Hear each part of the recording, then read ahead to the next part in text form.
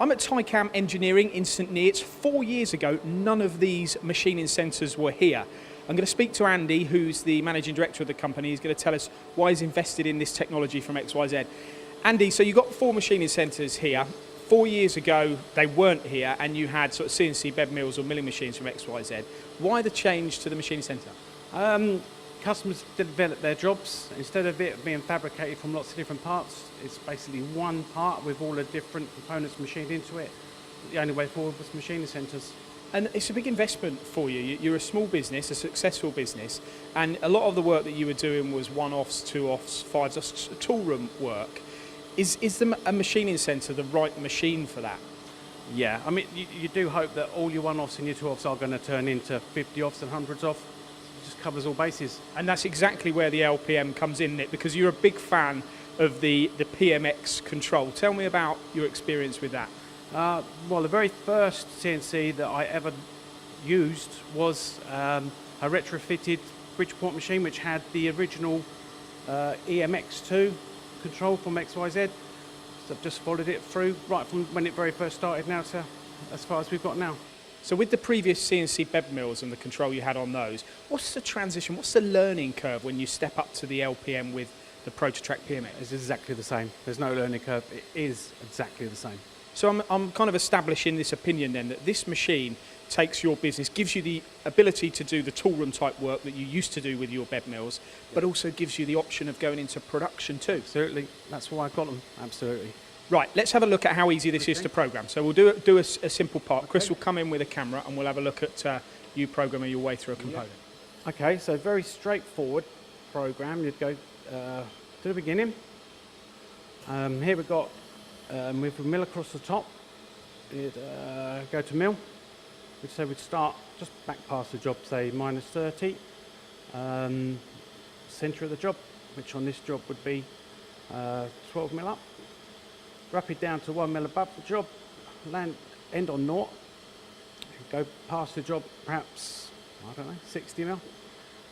Keep it in the centre, keep it on the height, no corner radius, cut it down the centre, RPM 5,000, 300, tool number 1. So what you haven't done is put the size of the part, you've just done what you want the machine to do? Yes, absolutely, yeah. Okay, so what's next? So we'd profile around the outside.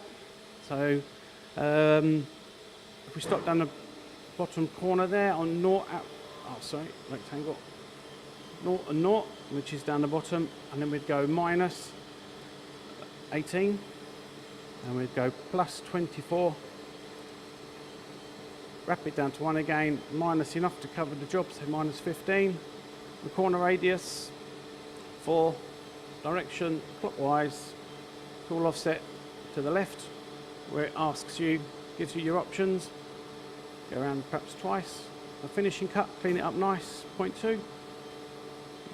6,000 RPM, 6,000 to finish, 100 feed, 300 on the X and Y, 300 to finish it, and that would be a different tool, so we say tool number 2.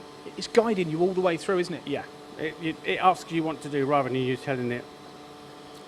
So now what are we going to do next? Okay, so now we can put these circular profiles in. A profile, there's your options again. Circle profile, -4, +4. Z rapid down to 1, above the job, and then we want to go -4. And the radius on those are 4 mil. Direction 1. Offset 2 again, 3 passes, clean it up, copy from the last profile. So we're pretty much there already. Yeah, simple, just do the next, you just do the next frame on the other side, and then to add some holes. So go to the end of the program, drill, I mean there's lots of options. -4, +4, 1 above, -5,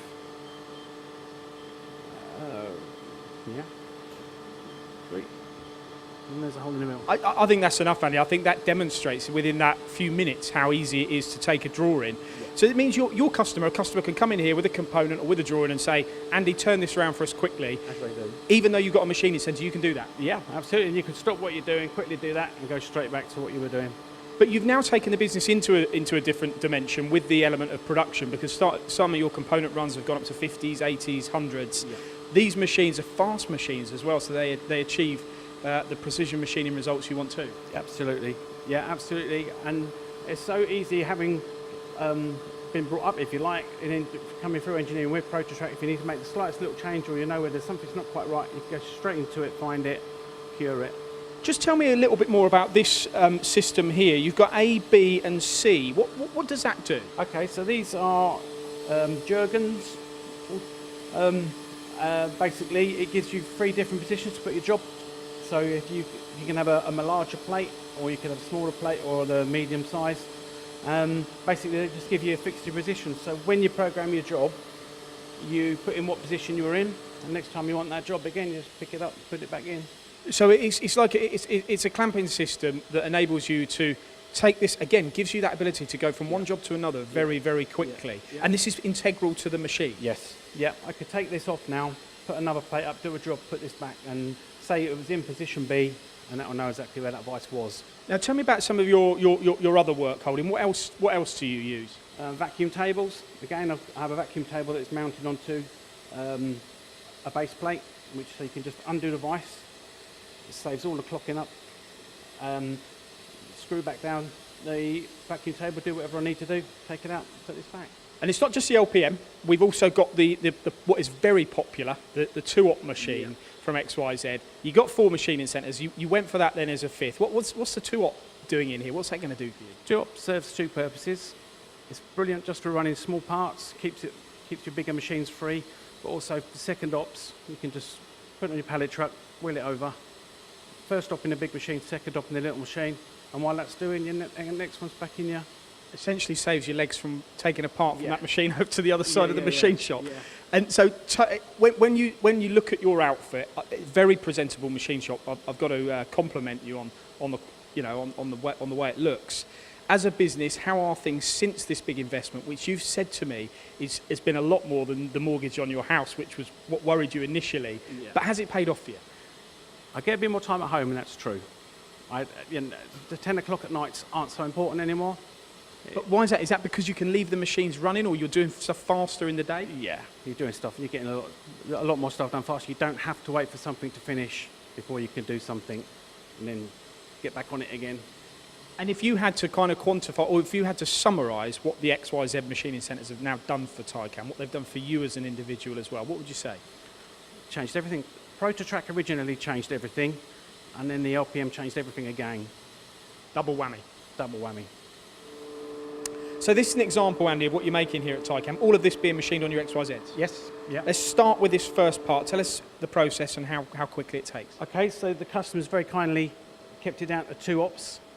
So we'd skim the top, machine around the outside, machine up the middle, drill it, tap it, and it's under 20 minutes. Pretty quick. Very quick. All right, part number 2. Let's have a look at this one. Okay, so this is, has its first op done on one machine, just in the vise, skim it, drill it, countersink it, then I lay it flat in an air table and machine it, or I machine all the middle out with just the one cutter, so it's around about 40 minutes, but it's finished. And the vacuum work holding is what you need to pull that down, I assume? Yeah, I wouldn't be able to work without it. Yeah. Then this part, this would be... Yeah, so this is a few more ops. Everything's done on the bottom surface first, and then place it over, do the top surface, then do all around all 4 sides. But I should think to machine out the middle and tap it, it's around about 40 minutes. So pretty quick, and this is a final one. I want to look at this. Yeah, this is a very typical situation when you get asked to make 2 of these in, you've got 2 days. And how do you go about that? Do you program that on the controller, or do you do that offline? Well, after you said yes, I will do it, as you have to.